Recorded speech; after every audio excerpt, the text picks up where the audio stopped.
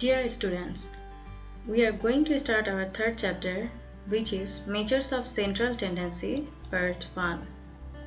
Here, our learning outcomes are: compute the different types of mean, median, and mode, understand the applications of different types of measures of central tendency. From this lecture, we are going to learn what is measures of central tendency, types of measures of central tendency, discussion of different types of mean with their examples, uses, and limitations. Now, here our first question is, what is measures of central tendency? So, measure of central tendency is basically a summary statistic that attempts to describe a set of data by calculating the central point or typical value within that data set. তাহলে আমরা central টেন্ডেন্সির definition থেকে কি বুঝি? Measure of central টেন্ডেন্সির purpose হচ্ছে একটা data set থেকে একটা central point অথবা টিপিক্যাল ভ্যালুকে বের করে নিয়ে আসা, যেটার কাজ হচ্ছে ওই ভ্যালুর মাধ্যমে আপনি কি করছেন, টোটাল ডাটা সেটটাকে প্রেজেন্ট করতে পারছেন। সাপোজ আমাদের টার্গেট যদি থাকে আমাদের প্রি স্কুলে যে স্টুডেন্টরা ভর্তি হচ্ছে তাদের এভারেজ এজ কত, সেক্ষেত্রে আমরা কি করতে পারি, তাদের হচ্ছে কিছু ইনফরমেশন নিয়ে তার থেকে গড়টা বের করে নিয়ে আসতে পারি এবং সেখান থেকে দেখা যাবে গড়ে প্রায় ম্যাক্সিমাম স্টুডেন্টেরই বয়স হচ্ছে 5 থেকে 6 বছরের মধ্যে।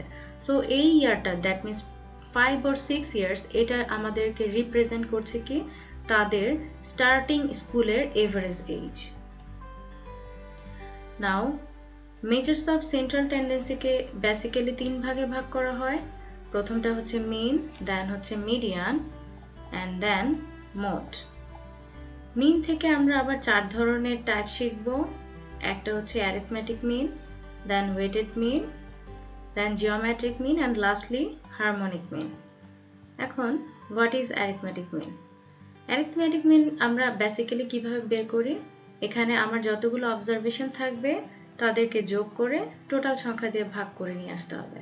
সাপোজ আমার অবজারভেশনগুলো যদি এমন হয় যে x1, x2, x3 এভাবে xn পর্যন্ত যদি অবজারভেশন থাকে, সেক্ষেত্রে আমি কি করব, মিন বের করার জন্য এই সবগুলো অবজারভেশনকে যোগ করব এবং ভাগ করব টোটাল অবজারভেশন সংখ্যা দিয়ে।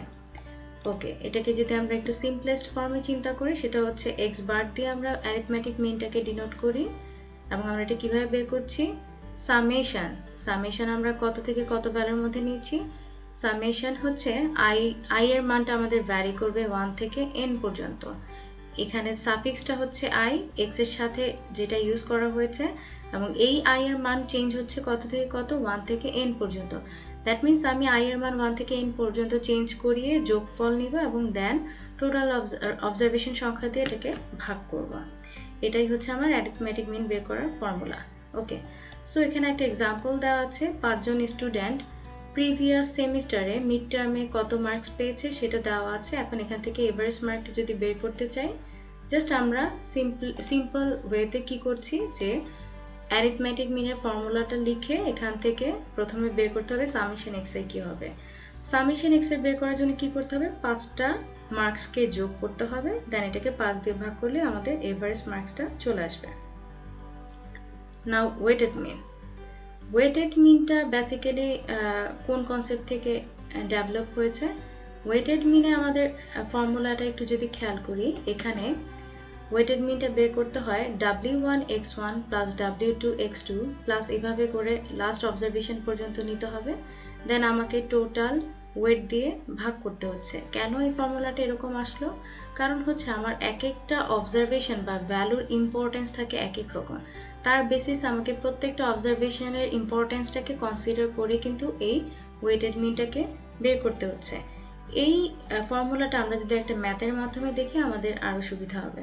সাপোজ এখানে একটা ম্যাথ দেওয়া আছে যেখানে বলা হয়েছে কি ক্রিস নামের একজন ছেলে যে কিনা একটা 1 ঘন্টা পিরিয়ডের মধ্যে 50টা ড্রিঙ্ক সোল্ড করেছে, এবং তার মধ্যে এই যে এক্সাম্পলটা দেওয়া আছে এটাকে যদি আমি টেবুলার ফর্ম এখানে প্রেজেন্ট করি, দেখা যাচ্ছে টাইপ 1 ড্রিঙ্ক সে সোল্ড করেছে 5টি, যার ইউনিট প্রাইস ছিল 0.50। টাইপ 2 ড্রিঙ্ক সে সোল্ড করেছে 15টি, যার ইউনিট প্রাইস ছিল 0.75। এবং টাইপ 3 হচ্ছে সে সেল করেছে 15টি, সেম ভাবে এখানে তার ইউনিট প্রাইস হচ্ছে 0.9 এবং লাস্ট টাইপের ড্রিঙ্কটাও সে 15টি সেল করেছে যার ইউনিট প্রাইস ছিল 1.15।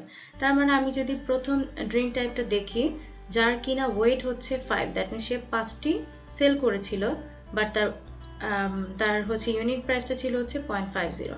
তাহলে সেই ক্ষেত্রে আমি যখন গড়ে সে কতটুকু, দ্যাট মিন্স কত প্রাইসে হচ্ছে ওই ড্রিঙ্কগুলো সেল করেছে সেটা যদি জানতে চাই আমাকে কি করতে হবে, প্রত্যেকটা ইনফরমেশনকে আসলে কনসিডার করতে হবে। তো সেক্ষেত্রে আমি কি করছি, 5 ইন্টু তার respective unit price plus 15 into তার রেসপেক্টিভ ইউনিট প্রাইস, এইভাবে করে প্রত্যেকটা যোগফল নিয়ে টোটাল সে কতগুলো সোল্ড করেছিল দ্যাট মিন্স 50 দিয়ে ভাগ করলেই আমার আসলে এখান থেকে ওয়েটেড মিনটা চলে আসবে। নাও জিওমেট্রিক মিন। জিওমেট্রিক মিনে কি করতে হয়, জিওমেট্রিক মিনের ফর্মুলাটা হচ্ছে প্রত্যেকটা অবজারভেশনকে আমার মাল্টিপ্লাই করতে হবে, দেন এটার উপরে পাওয়ার নিতে হবে হচ্ছে 1 by total observation. Okay, so এখানে একটা ম্যাথ দেওয়া আছে, যদি আমি চিন্তা করি সাপোজ আমার ভ্যালুগুলো হচ্ছে 5, 25 and 27, এখান থেকে যদি জিওমেট্রিক মিন বের করতে চাই তাহলে ফর্মুলা ওয়াইজ আমাকে কি করতে হচ্ছে, জাস্ট আমি 5, 25 এবং 27 এর মাল্টিপ্লাই করে যে ইনফরমেশনটা পাচ্ছি, ভ্যালুটা পাচ্ছি, সেটার উপরে পাওয়ার যদি 1/3 নেই তাহলে কিন্তু আমার জিওমেট্রিক মিনটা চলে আসবে। দেন আমার রেজাল্ট আসলো কত, এখানে 15। ওকে, এখানে আরেকটা এক্সাম্পল যদি আমরা চিন্তা করি যে এখানে দেওয়া হয়েছে পপুলেশন গ্রোথ রেট 2010 থেকে 2013 এ কি ছিল সেটা দেওয়া আছে।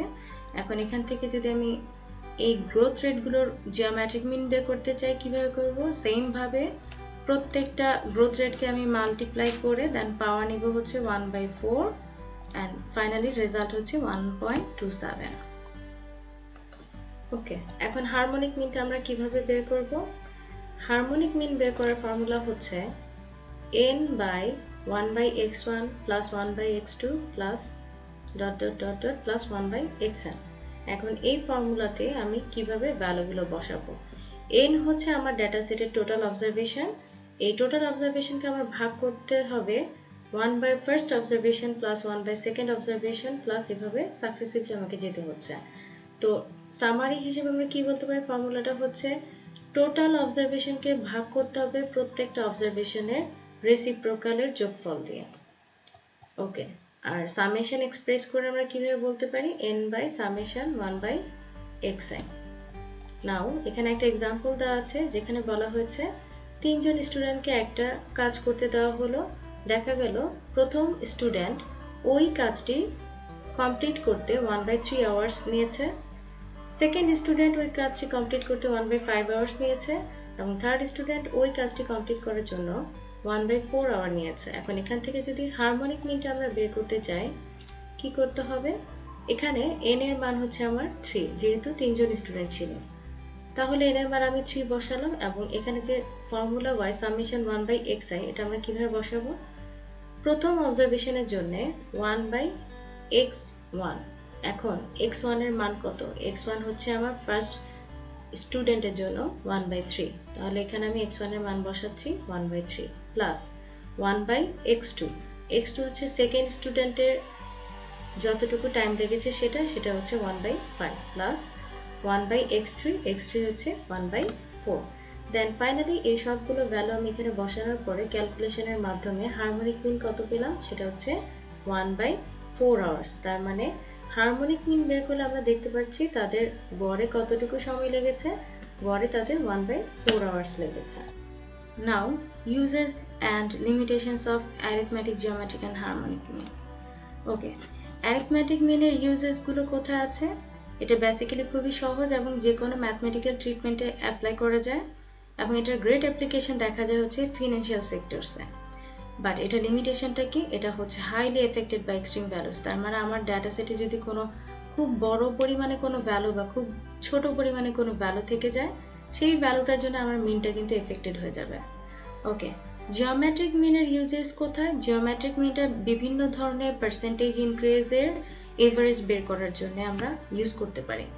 আর লিমিটেশনটা হচ্ছে কি, যেহেতু এখানে আমাকে প্রত্যেকটা অবজারভেশনকে গুণ করতে হচ্ছে, আমার যদি কোনো ভ্যালু 0 হয়ে যায় অথবা নেগেটিভ থাকে সেক্ষেত্রে কিন্তু পাওয়ার ইউজ করার জন্য এবং মাল্টিপ্লিকেশনের জন্য আমি এখানে কিন্তু জিওমেট্রিক মিনটা বের করতে পারবো না।